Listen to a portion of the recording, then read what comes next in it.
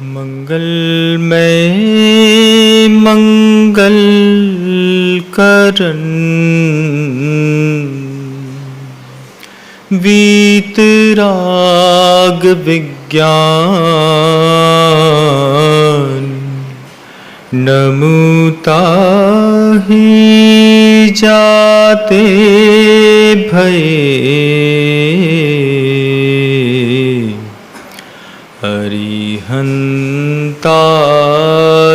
महान जो विद्यादि सागर सुधी जो विद्यादि सागर सुधी गुरु हैं हितैषी शुद्धात्म में निरत नित्य हितोपदेशी वे पाप ग्रीष्म ऋतु में जल है सयाने पूजूं उन्हें सतत केवल ज्ञान पाने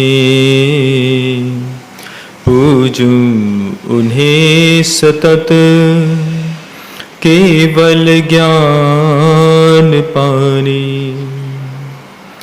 अहिंसा परमो धर्म की जय।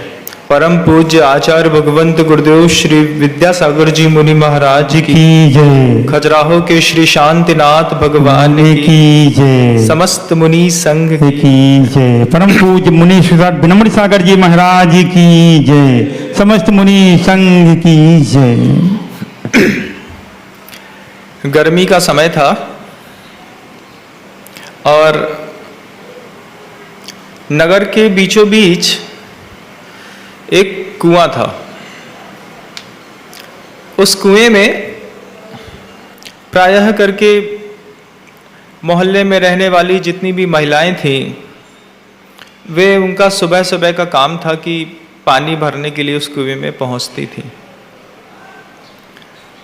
रोज एक ही स्थान पर गगरी जब रखते हैं तो रखते रखते उस स्थान पर निशान बन जाता है। कभी देखा हो आप लोगों ने कुएं में, तो जो उसकी मुडेर रहती है, उस मुडेर में जब एक ही स्थान पर बर्तन बार बार रखा जाता है तो उस स्थान पे छोटा सा गड्ढा हो जाता है। जैसे गुडरी बनाते हैं पात्र को रखने के लिए, तो वहां पे एक स्वाभाविक रूप से बन जाती है। तो उस कुएं की मुडेर पे बहुत लोगों के द्वारा जब गगरी रखी गई तो एक स्थान बन गया। उस स्थान पर गर्मी के दिनों में थोड़ा सा पानी रुक जाया करता था। पानी उस स्थान पे भर गया और गर्मी बहुत तेज पड़ने लगी, खूब तेज गर्मी पड़ने लगी। तो दो कबूतरों को प्यास लगी। जो दो कबूतरों को प्यास लगी और देखा कि कहीं जल नहीं है, तो वो दूर करके उस कुएं के पास जाकर के मुंडेर पे बैठे और मुंडेर में इतना जल मिल गया जिसमें दोनों का पेट बहुत अच्छे तरीके से भरा जा सकता था जल का। अब जल मिल गया और दोनों कबूतर और कबूतरी दोनों के दोनों मिलकर के वहां पहुंच गए और पूरा दिन निकल गया।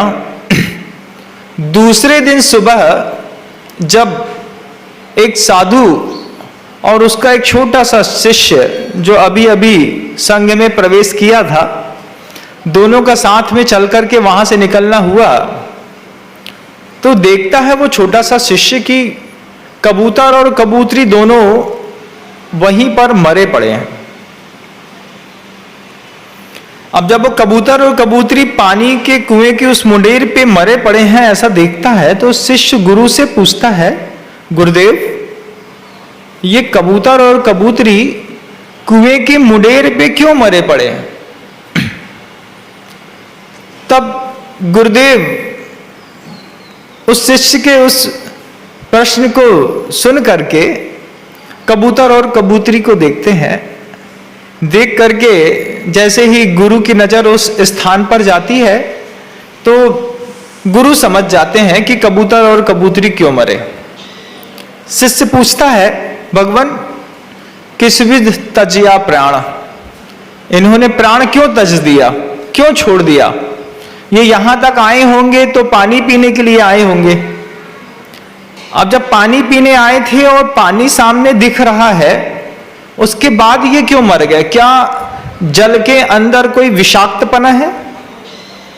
गुरुदेव कहते हैं नहीं, जल के अंदर विषाक्तपना नहीं है, हृदय के अंदर विषाक्तपना है। क्या मतलब गुरुदेव? तो गुरु कहते हैं ये इसलिए नहीं मरे कि जल की कमी थी। जल थोड़ा, गुरु कहते हैं जल थोड़ा नेहा घना, लागा प्रीति का बाण, तूपी इस विध दोनों तजिया प्राण। उन कबूतर और कबूतरी के बीच में प्रेम का बाण लग गया। कबूतरी कबूतर से कहती पहले तुम पियो, कबूतर कबूतरी से कहता पहले तुम पियो। अब दोनों एक दूसरे के पीछे पड़े रहे। क्या पहले तू पी, जल थोड़ा नेहा घना, लागा प्रीति का बाण, तू पी इस विध दोनों तजिया प्राण। दोनों ने प्राण छोड़ दिए प्रेम के कारण। शिष्य गुरु से पूछता है ऐसा कैसे हो सकता है? गुरु शिष्य से कहते हैं वे शब्द जो गुरुदेव ने एक बार हम लोगों से कहे थे। कहा था एक बार, नम्र बंधन स्नेह का हो या बैर का, पीड़ा जरूर देता है। ऐसा नहीं किसी बैर का बंधन ही पीड़ा देता है। स्नेह का बंधन भी बंधुओं देखो कैसा पीड़ा देता है कि दोनों के प्राण निकलवा दिए स्नेह के कारण। गुरुदेव ने जब इस संवाद को सुना तो गुरुदेव ने एक और बहुत अच्छी बात कही कि यही तो कमी थी इसकी, वहीं पे विराजमान कर दो उनको, वहीं बैठ जाएंगे। हाँ, गुरुदेव कहते हैं कि साथ होने में और बंधे होने में कितना अंतर है, उस कबूतर और कबूतरी को देख लो। महाराज क्या बोले? मैं फिर से कहना चाहूं कि साथ में होने में और बंधे होने में महान अंतर होता है। बंधुओं, आप परिवार में कितने लोगों के साथ रहते हैं? पिता पुत्र हैं, माता पिता हैं, बच्चे हैं, भाई बहन हैं, चाचा चाची हैं, मौसा मौसी हैं। एक परिवार में 14-15 लोगों का एक परिवार होता है। अपन सब साथ में रहते हैं, लेकिन आप अंतर मन में एक बार हाथ रख करके बता दीजिए कि इतना बड़ा संसार है, इस संसार में इतने सारे लोग हैं, आपका मन किससे बंधा है? सबसे प्रतिकूल परिस्थितियों में आप पूरे परिवार में किसको छोड़ना पसंद करते हैं और किसके बिना नहीं जीना पसंद करते हैं? पता चलेगा कि साथ में तो हम बहुत लोगों के हैं, लेकिन हम बंधे किसी से नहीं हैं। गुरुदेव कहते हैं कि अगर तुम किसी के साथ में हो और बंधे नहीं हो तो तुम स्वतंत्र हो, लेकिन अगर तुम किसी के साथ हो और उससे बंध भी गए हो, जैसे वो कबूतर कबूतरी एक दूसरे से बंध गए थे, ठीक ऐसे ही अगर तुम जीवन में किसी से भी बंध गए हो तो फिर तुम्हारे जीवन में सिर्फ एक चीज मिलने वाली है, दुख, और कुछ मिलने वाला नहीं। साथ में रहना, सहयोग करना दुनिया की बहुत अच्छी व्यवस्था है, लेकिन किसी से बंध जाना बहुत बुरा है। बंधु, कभी दुनिया में किसी से बंधना मत। पति पत्नी भी साथ में रह रहे हैं तो एक दूसरे को समझाना कि अपन साथ में तो रहते हैं, लेकिन अपन एक दूसरे से बंधे नहीं हैं। किसी ने कहा महाराज अगर ऐसा हो तो व्यवस्था बिगड़ जाएगी। व्यवस्था बिगड़ेगी नहीं बंधु, व्यवस्था संवर जाएगी। जब भी आप जीवन में किसी के साथ रहें तो ईमानदारी से उसके साथ रहें, लेकिन ईमानदारी से उसके साथ बंधे भी ना रहें कि अगर तुम ना मिलोगे तो मैं जी ही नहीं पाऊंगा। इतना भी राग ठीक नहीं होता, और इतना भी द्वेष ठीक नहीं होता कि जब तक मैं तुम्हारा काम खत्म ना कर दूं तब तक मैं रह नहीं पाऊंगा। कमठ के जैसा द्वेष भी ठीक नहीं है, और किसी और व्यक्ति के जैसा राग भी ठीक नहीं है। यह दुनिया की सबसे बिगड़ी हुई व्यवस्था है कि हम किसी ना किसी के साथ जीवन में बंध गए हैं। आप अपने जीवन में अन्वेषण करके कागज में एक बार खुद के शब्दों के जीवन के लिए लिख के बताओ कि तुम किसके साथ बंधे हो। तुम्हें पता चलेगा कि जिस पत्नी के साथ, पिता के साथ, पुत्र के साथ, बच्चे के साथ तुम रहते हो, तुम उसके साथ बंधे नहीं हो। ऐसा कौन सी चीज है जो अंदर 24 घंटे आंदोलित करती रहती है? क्या है वो चीज? तो एकाध कोई व्यक्ति कुछ ऐसे मिलते हैं संसार में जो धन से बंधे हैं, कुछ लोग और हैं जो कहीं और किसी और दूसरी चीज से बंधे हैं, लेकिन जिसके साथ रहते हैं उसके साथ कितने लोग बंधे हैं ये अपने आप में खोज का विषय है बंधु। ऐसा ही हुआ, गुरु ने शिष्य को पुनः समझाया।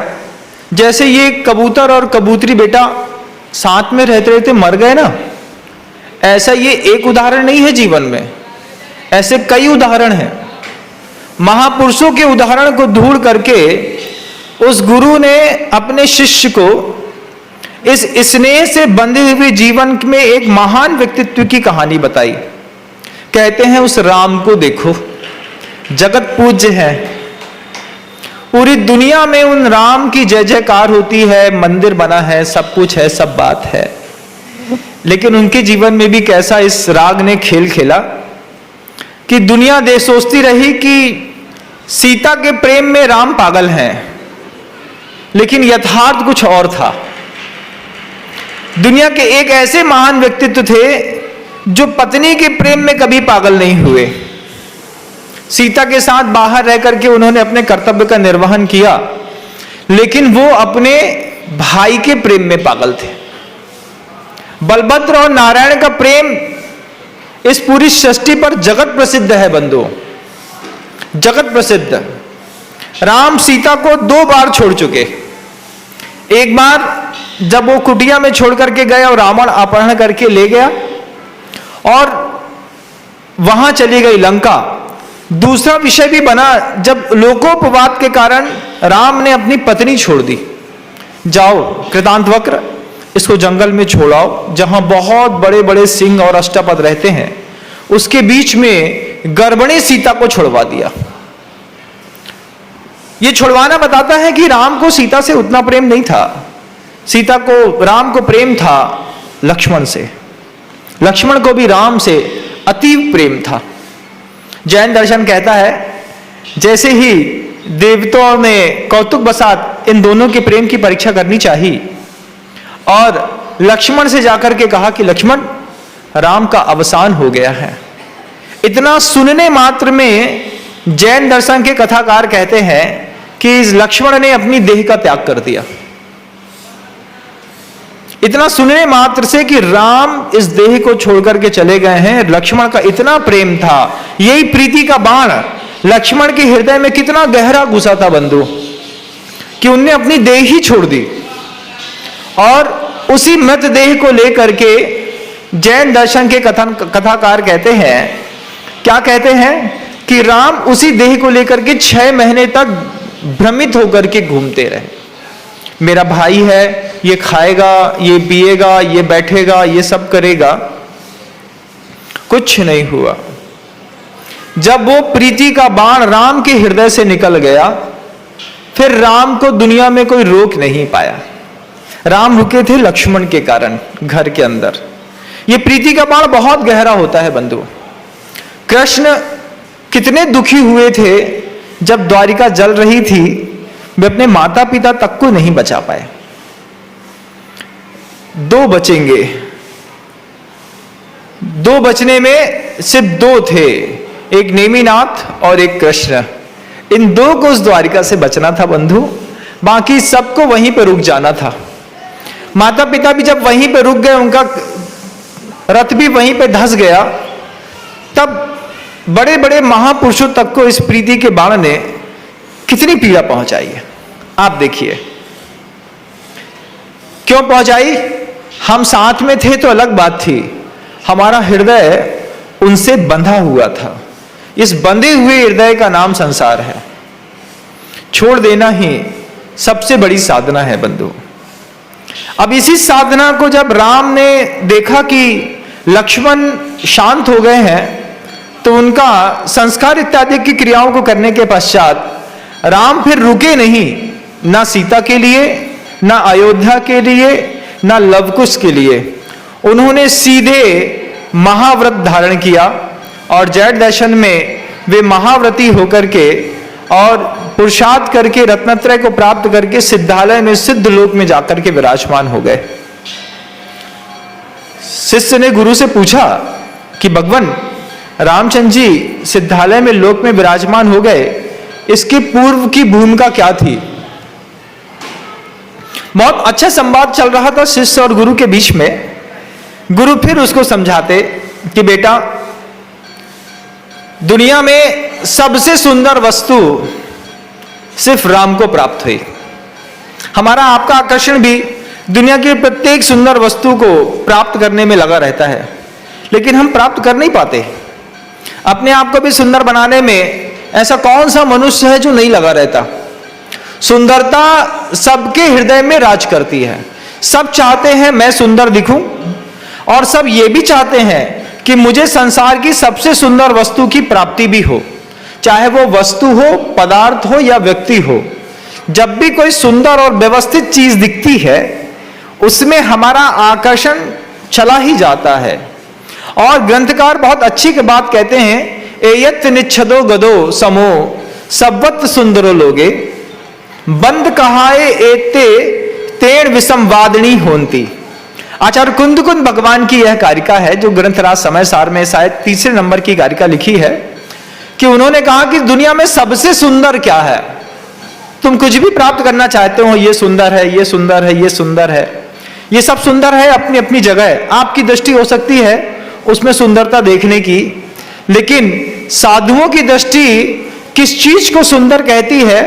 जब ये बात आचार्य कुंदकुंद भगवान से पूछी, तो कुंदकुंद भगवान ने सुंदर की परिभाषा लिखते हुए एक ही बात कही, एयत निक्षय गदो समो सब्वत सुंदरो लोगे।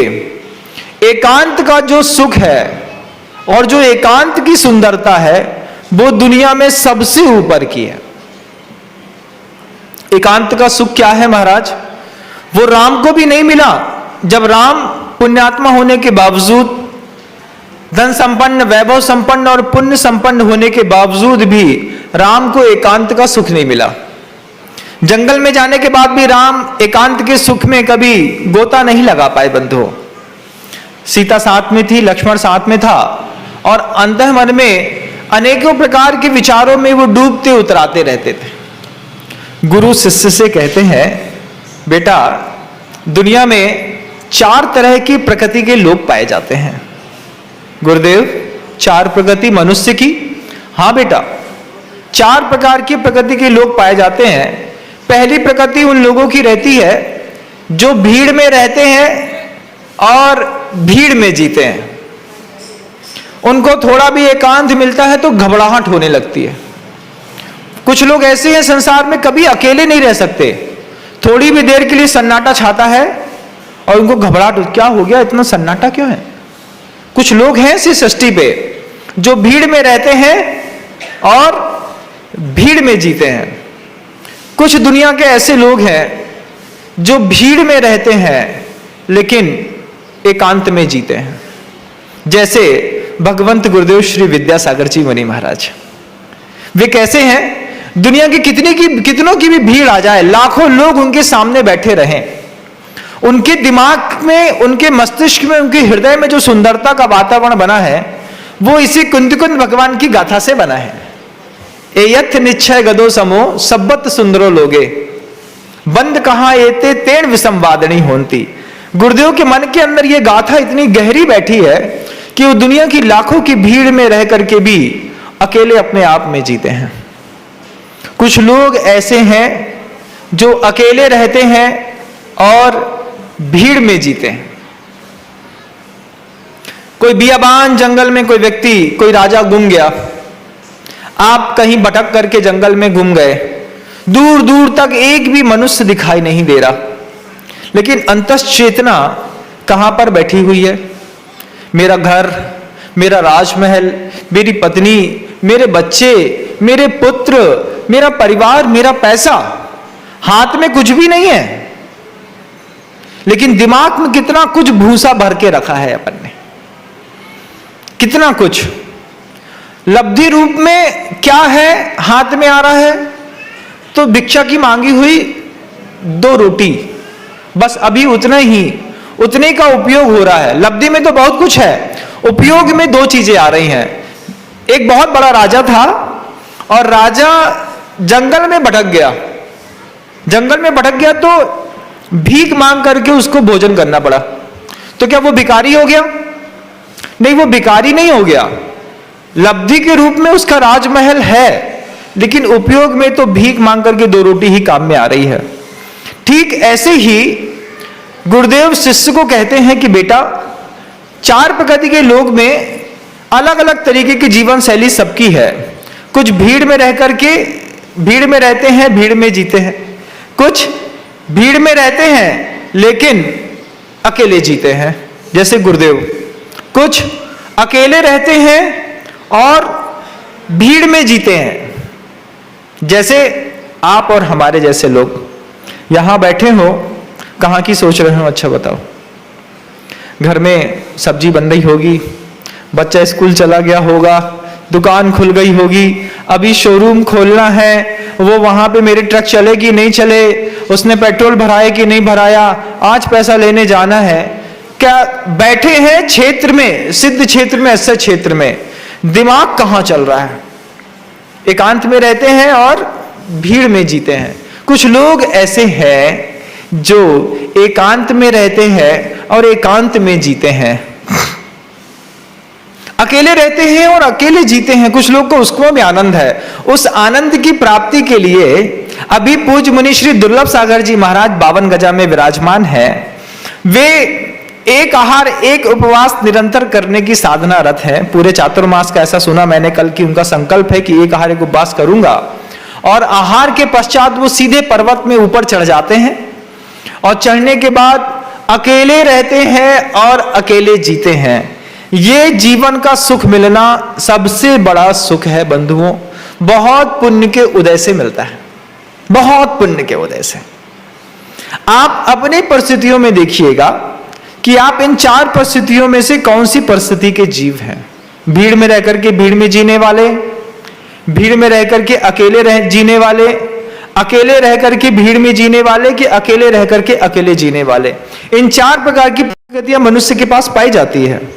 रामचंद्र जी के पास भी गुरु शिष्य को कहते हैं, बेटा जब तक संसार में थे कभी अकेले न रह पाए ना अकेले जी पाए।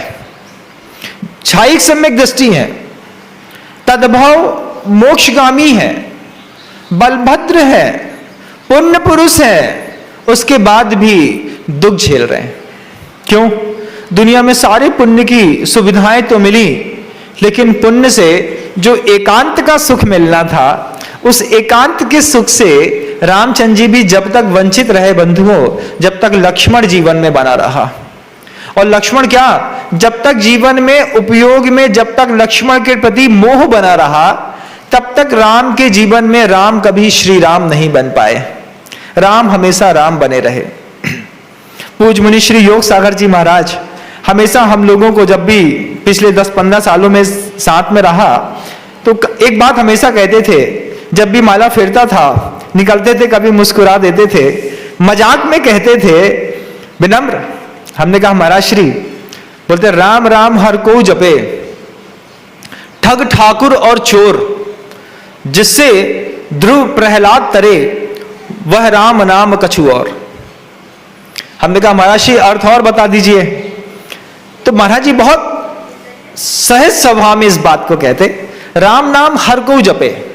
मंदिर के अंदर बहुत सारे लोग बैठे हैं, एक अच्छा भक्त भी बैठा है, एक ठग भी बैठा है, एक चोर भी बैठा है। जैसे गुरुदेव की वो सभा जब लगती है तो उसमें दुनिया के लोग आते हैं, कुछ इतने बड़े बड़े चोर आते हैं उस धर्म सभा में कि उनका एक ही उद्देश्य रहता है, गले की चेन काटना है, पर्स निकालना है, पैसा चोरी करना है, उसी उपयोग को लेकर के आते हैं। और कई बार तो आप लोगों ने अनुभव किया भी होगा, आप लोगों की भी कटी होगी, महाराज 3 तोले की निकल गई, 2 तोलों की निकल गई।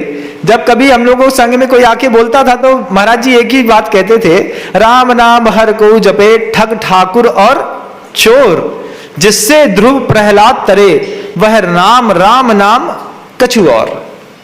कैसा है वो राम नाम कि उस गुरुदेव की उस सभा में चोर भी आकर के बैठे रहते हैं, गुरुदेव की उस सभा में बहुत सारे ठग भी आकर के बैठे रहते हैं, और बहुत सारे दादा तरीके के लोग भी आकर के बैठे रहते हैं। कई बार गुंडों को देखा होगा आपने मूवी वगैरह में, रुद्राक्ष माला रहती है, ऐसा फिरते रहते हैं, राम राम राम राम राम। तो वो क्या चल रहा है? क्या वो राम का नाम ले रहे हैं? नहीं, वो राम के नाम से गुंडागर्दी कर रहे हैं, राम के नाम से गुंडागर्दी। आयुष्मान, वो लोग ऐसा देखा होगा, एक हाथ में माला फिरते रहते हैं, दूसरे हाथ से कपड़े होकर के, कपड़े पहनने के बावजूद भी आशीर्वाद देते रहते हैं, बाबा जी बाबा जी बाबा जी बाबा जी, दादा भाई, चलता रहता है। मूवी में देखा होगा आप लोगों ने, ऐसे ठाकुर ठकारे भी लोग रहते हैं, राम राम राम, ऐसा पूजा करते रहते हैं और गुस्सा करते रहते हैं, थोड़ा तेज बोल देते हैं, राम राम राम। इतने में बगल वाला समझ जाता है कि इसका काम तमाम करना है, और निकल लेता है आदमी काम करने। कैसी प्रकृति है? हर को जपे, ठग ठाकुर और चोर, जिससे ध्रुव प्रहलाद तरे, वह राम नाम कछु और। वो राम नाम कैसा है कि उस राम नाम की कीमत तब सिद्ध होती है कि जब तुम्हारा मन अंदर से उस राम का नाम जपते जपते जपते बंधन मुक्त हो जाए। साथ में रहना कोई बुरा नहीं है, लेकिन बंध करके रहना बहुत बुरा है। मुनि संघ में कितने भी बड़े बड़े संघ बने हो, सब साथ में रहते हैं, लेकिन कोई इधर से हृदय लगा करके बंध करके नहीं रहता। ये कला गृहस्थों को भी सीखनी है कि हम घर के अंदर रहें, लेकिन किसी से बंध करके ना रहें। बंध करके रहने पर बड़ा दुख होता है बंधु। अपने पुत्र से बंध गया पिता, और अगर कालांतर में पुत्र पहले शांत हो गया, तो मैं अभी देख करके आ रहा हूं, पिता किसी से बात नहीं करते, भगवान को भी दोष देते हैं, गुरुओं से कुछ नहीं बोले, महाराज आपकी गलती तो नहीं थी, लेकिन भगवान ने मेरा पुत्र छीन लिया। अब वो पूजा नहीं करते, मंदिर नहीं जाते, धार्मिक क्रियाओं को नहीं करते। क्यों? उनको देख करके लगता है कि देखो, मनुष्य होकर के मनुष्य से अंदर से बंध गया, कितना दुख उठा रहा है। आपने भी अनंत काल में इस तरीके का दुख उठाया है बंधुओं। इस बार ऐसा तीव्र पुण्य कर्म का उदय है कि हमारी विचार शक्ति, हमारा उपयोग इस बात को समझने के लिए तैयार है कि हमें किसी के साथ तो रहना है, लेकिन बंद करके नहीं रहना। तो शिष्य जब गुरु की ये बात सुन रहा था, तो शिष्य गुरु से कहता है कि गुरुदेव, कोई संसार में रहता हो और आप कहते हैं राग छोड़ दो, राग छोड़ करके कैसे वो रहेगा? गुरुदेव कहते हैं, हाँ बेटा, बात सही कह रहे हो। गृहस्थों के लिए भी ये बात सुनने लायक है कि अगर गुरुओं ने कहा कि दो के बीच का जो बंध होता है वो संसार में भटकाने वाला है, शिष्य पूछता है कि राग बंध का कारण है, राग छोड़ दें, लेकिन संसार में रह करके राग कैसे छूटे? तब गुरु शिष्य को समझाते कि संसार में रह करके राग को छोड़ना नहीं है, राग छूटेगा भी नहीं, राग का स्वरूप बदलना है। अभी पत्नी से प्रेम है, इंद्रिय विषयों में प्रेम है, भोगों से प्रेम है, शरीर से प्रेम है, अपनी मानसिकता में धन से प्रेम है। इस प्रेम को, इस राग को, जिसको आगम ग्रंथों में अप्रशस्त राग कहा है, इस राग का रूप परिवर्तन करके इसको प्रशस्त राग के रूप में बदल देना है। गृहस्थ ये तो कर सकता है कि अपने राग की शक्ति को प्रशस्त राग में बदल दे। तो जब गृहस्थ अपने राग की शक्ति को प्रशस्त राग में बदलता है, तब उसके द्वारा बड़ी अच्छी अच्छी चीजों का सर्जन होता है बंधुओं। प्रशस्त राग में जब पति पत्नी दोनों लग जाते हैं, विजय सेठ और विजया सेठानी जैसे घर के अंदर साथ में रहते हैं, लेकिन बीच में आगम और सिद्धांत और दर्शन और धर्म भी रहता है। दोनों साथ में रहते हैं, ब्रह्मचर्यव्रत का पालन भी करते हैं, किसी को पता भी नहीं चलने देते। और धीरे धीरे गृहस्थ के जीवन में इतनी शक्ति आ जाती है कि अगर किसी रोगी मुनि महाराज को ऐसे व्रतों का निर्दोष पालन करने वाले दंपति आहार दे दें तो महाराज के रोग दूर हो जाते हैं। ग्रंथ में जब मैंने इस कथानक को पढ़ा तो मुझे बड़ा आश्चर्य हुआ कि साधु की साधना से साधु के जीवन में कोई फल दिखाई नहीं दे रहा, और एक गृहस्थ होकर के वो साधु को मात्र आहार दान दे रहा है और इतने में साधु का रोग दूर हो गया। बोले कौन पुण्यात्मा पुरुष है इस राज का मालिक बनेगा? तो कहते जिसके भोजन कराओ सबको, वो इतना बड़ा पुण्यात्मा और धर्मात्मा है कि जैसे ही वह तुम्हारे यहां भोजन करेगा ऊपर का चंदोबा बिल्कुल सफेद हो जाएगा। काला चंदोबा बंधवाया, धुएं से धूल धूसरित, नीचे बैठा करके उसको भोजन कराया और देखा कि चंदोबा सफेद हो गया, उसको स्वागत करके ऊपर लेकर के चले आए। क्या करना है हमें संसार में रह करके कि हमें अपने राग की शक्ति का थोड़ा सा परिवर्तन करना है। राग को खत्म नहीं करना है, शक्ति परिवर्तन करना है कि उसको हमको प्रशस्त राग के रूप में डाल देना है। जैसे ही हम प्रशस्त राग में डालेंगे कि वही राग जो हमें घर के अंदर पत्नी के पीछे पड़े होने के कारण आकुलता पैदा करता था, धन के पीछे पड़ा होने के कारण आकुलता पैदा करता था, जब हम उसी राग को मुनियों के साथ जोड़ देंगे तब वही हमारी निराकुलता का सबसे बड़ा कारण बन जाएगा। वही समय की उपयोगिता जब आप व्हाट्सएप मोबाइल में लगाते हैं, अकेले नहीं रह सकते ना, तो बंद कमरों में भी रेगुलर मोबाइल चलता रहता है। उस मोबाइल में 4, 5, 7 लोग रहते हैं, प्रकृति रहती है, पर्वत रहता है, एक दुश्मन रहता है, एक मारने वाला रहता है, गाड़ी रहती है, पैसा रहता है, वेपन्स रहते हैं, साथ में चलाने वाला एक व्यक्ति रहता है। इतने सारे लोगों के बीच में अकेले रहने वाला वो जीवित व्यक्ति भी अपने आप को जी लेता है। लेकिन जब राग का परिवर्तन होता है, तीर्थ क्षेत्रों में गुरुओं के बीच में जाकर के जब आपको रहने का मौका मिलता है, तब आप सोचिए कि इस प्रशस्त राग से कैसा कमाल होता है। अगर ये प्रशस्त राग जीवन में हमारे और आपके नहीं आया होता तो क्या कभी हम सम्मेद शिखर जी की वंदना कर पाते? नहीं कर पाते बंधुओं। सम्मेद शिखर जी में जाने वाले प्रत्येक व्यक्ति जब तक उनके अंदर प्रशस्त राग, देवशास्त्र गुरु की प्रति भक्ति, तीर्थ वंदना का भाव पैदा नहीं होता, वहां पर जाकर के पारसनाथ और चंद्र प्रभु की टोंग में माथा हम टेक कैसे पाते? अगर ये प्रशस्त राग नहीं होता तो खजुराहो में हजार साल पुराने ये प्राचीन जिन मंदिर कोई क्यों बनाता? क्यों कोई 20-20, 22-22, 25-25 फुट की खड्गासन, उतंग, गगनचुंबी प्रतिमाओं में शांतिनाथ भगवान की स्थापना करता, पद्मासन में पार्श्वनाथ भगवान आदिनाथ की स्थापना करता? और किसके लिए छोड़ के गया है ये? जो पाहिल श्रेष्ठी यहां से दुनिया छोड़ करके ये मंदिर बना करके गए, वो किसके लिए गए? वो ये बताते हैं, छोड़ी हुई विरासत बताती है कि हमने अपनी संपत्ति, पराक्रम और पोशाक का प्रयोग बहुत दिन तक अपने लिए किया, लेकिन जब हमने प्रशस्त राग में अपने उपयोग की दशा बदली तो ये जिनालय अब हम आने वाली पीढ़ियों के लिए छोड़ करके जा रहे हैं। इसको देख करके आगे आने वाली पीढ़ियां फिर कुछ सीखेंगी, फिर वो भी आगे बढ़ेंगी। राग को सिर्फ डाइवर्शन की जरूरत नहीं है, राग को सीमित करने की भी आवश्यकता है। गुरु शिष्य से कहते हैं, बेटा राग का सीमाकरण भी जरूरी है। जीवन में अगर उन्नति पाना है और संतुष्टि और शांति से रहना है तो राग का सीमाकरण करना सीखिए। आचार्य समंतरबद्ध स्वामी ने रत्नकंडक शावकाचार में परिग्रह परिमाण के व्रत के उपदेश श्रावकों को दिए हैं।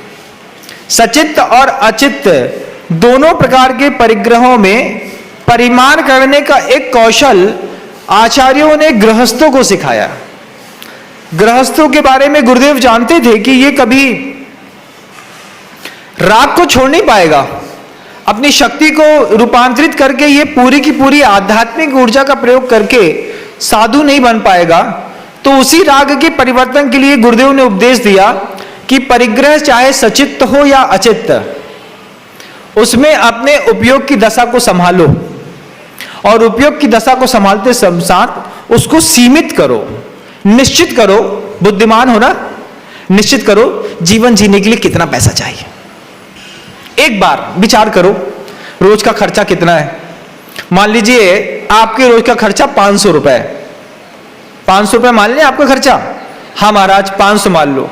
अब इस 500 के खर्चे को 10 गुना और जोड़ दो, कितना हो गया? 5000। एक व्यक्ति का खर्चा कितना हो गया? 5000। आपके घर में मान लीजिए 10 व्यक्ति रहते हैं, सबके खर्चे 10 गुने जोड़ करके कितना कर दो? 5000 इंटू 10 इक्वल टू 50,000। एक दिन का खर्च मान लीजिए इतना है। फिर मान लीजिए जब एक दिन का खर्च इतना है, माना कि एक दिन का खर्च 50,000 रुपए है, तो एक महीने का कितना हुआ? 1.5 लाख रुपए महाराज। तो फिर एक साल का कितना हुआ? कितना हुआ भैया? जोड़ो, थोड़ी हिसाब करके बताओ। 1 करोड़ कितना? 18 लाख है। जब 1 करोड़ 80 लाख, ठीक है ना, एक साल का 10 लोगों का खर्चा। अब आपको मान लीजिए 10 साल का जोड़ना हुआ तो 18 करोड़। मान लीजिए हमने 18 पंचे 90 करोड़ कर दिए कि आपकी आज की उम्र से आपको 50 साल तक इतनी भौतिक सुविधाओं में जीना है। परिवार का कुल मिलाकर के खर्चा बैठा 100 करोड़ रुपए। नियम ले लो, 100 करोड़ से ऊपर की संपत्ति का दान कर देंगे। क्या बुराई है? कोई बुराई नहीं है महाराज, भोग तो हमको पाना ही नहीं है, लेकिन परिग्रह का परिमाण व्रत करने में आज की उस राग की कणिका इतनी अंदर बैठी हुई है आग बन करके कि उस परिग्रह परिमाण की ओर हमारी दृष्टि नहीं जाती। हमको पता है कि 100 करोड़ भी हम भोग नहीं पाएंगे, भोगना तो हमको कुल 8 या 10 करोड़ ही है, लेकिन उसका भी 10 गुना करने के बावजूद कहा कि 100 करोड़ का परिग्रह परिमाण व्रत ले लो। नहीं हो पाएगा महाराज। अभी हमारे पास संपत्ति 10,000 करोड़ की है। भोग में पुण्य की शक्ति तो बहुत है, भोग की शक्ति बहुत छोड़ी है बंधु। जिनकी पुण्य की शक्ति में 10-10, 20-20 हजार करोड़, 1 लाख करोड़ होते हैं, वो भी डायबिटिक के पेशेंट होने के बावजूद सिर्फ मूंग की दाल और सूखी रोटी खाने का सौभाग्य प्राप्त कर पाते हैं। एक बार अपने पुण्य को टटोलो, एक बार महसूस करो कि मुझे अगर मैं परिग्रह परिमाण व्रत सचित्त और अचित्त पदार्थों का कर लूंगा और अपने राग का सीमांकन कर लूंगा, फिर अतिरिक्त राग की जो भी वस्तुएं हमको मिलेंगी उसको मैं प्रशस्त राग के कारण देवशास्त्र गुरु में समर्पित करता चला जाऊंगा। दोनों का कितना सुंदर विकास होता है। आपके किसी भी भोग और उपभोग को मना नहीं किया जैन दर्शन में। आचार्य ने हमेशा कहा है जितनी भोग की शक्ति है पहले अपने हिस्से का बचा ले। जितनी ताकत है, जितना भोग पाता है, भोगने की ताकत है, भोगेगा, उन सबकी शक्ति का धन बचा ले। उसके बाद नियम ले ले, अब भी बच रहा है इसको मंदिर में दान कर दूंगा। लेकिन भोगाकांक्षा इतनी प्रबल है बंधु इस संसार में लोगों की कि हम कितना भी इकट्ठा करते चले जाएं, अंदर की वासना कभी खत्म नहीं पड़ती। तुम्हारी स्थिति उस कबूतर के जैसी धीरे धीरे होने वाली है कि तुम अपने लिए नहीं अपनों के लिए प्राण देने पर उतारू हो गए हो। दिन भर गधों के जैसे लगे रहते हो। कोल्हू का बैल जैसे सुबह से लेकर शाम तक कोल्हू को पीसता रहता है, ठीक ऐसे ही मनुष्य का स्वभाव हो गया है। मेरी पत्नी, मेरा बच्चा, मेरा पुत्र, मेरा परिवार, मेरा पैसा, मेरी प्रॉपर्टी, मेरी इज्जत, इसी के चक्कर में पूरी दुनिया तुमने अपनी बर्बाद कर दी। राम भी बर्बाद करने को उतारू थे, लेकिन उनकी अंतः चेतना जागृत हो गई। और जैसे ही उनकी चेतना जागृत हुई, फिर राम ने पलट के नहीं देखा। फिर उन्होंने ये नहीं देखा कि सीता कहाँ है, लवकुश कहाँ है, कृतांतवक्र कहाँ है, अयोध्या कहाँ है। एक बार उनको दुनिया की सबसे सुंदर वस्तु की प्राप्ति हुई। एयत निक्षय गदो समो सब्बत सुंदरो लोगे बंद कहाए एते। जैसे ही उस सुंदर से सुंदर वस्तु जो इसको एकांत कहते हैं उसका सुख राम को मिला, फिर किसी के रोकने पर राम रुके नहीं। 16वें स्वर्ग से 16 सीता का जीव आकर के उस एकांत के सुख को भोगने वाले उस राम के ऊपर उपसर्ग कर रहा है। क्या सुनकर के क्या लगता है आप खुद बताइए कि सीता राम से कहती है अभी मोक्ष मत जाओ, अभी मुक्ति का पुरुषार्थ अभी मत करो, मैं स्वर्ग में पहुंच गई हूं, मुझे वहां से आकर के कुछ समय का इंतजार करो, दोनों मिलके फिर पुरुषार्थ करेंगे।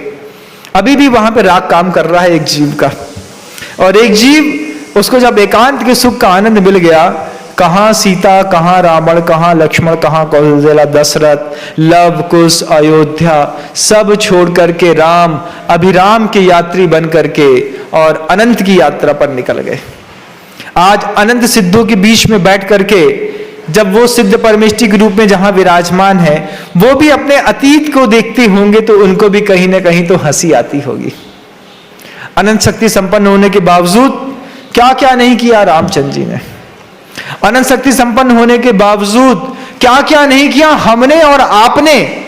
बंधुओं, भगवान महावीर के समोषण, आदिनाथ स्वामी का समोषण सब देख करके अपनी आंखों से छोड़ करके चले आए। कहां निकलने की शक्ति थी और कहां उलझ गए छोटी छोटी बातों में।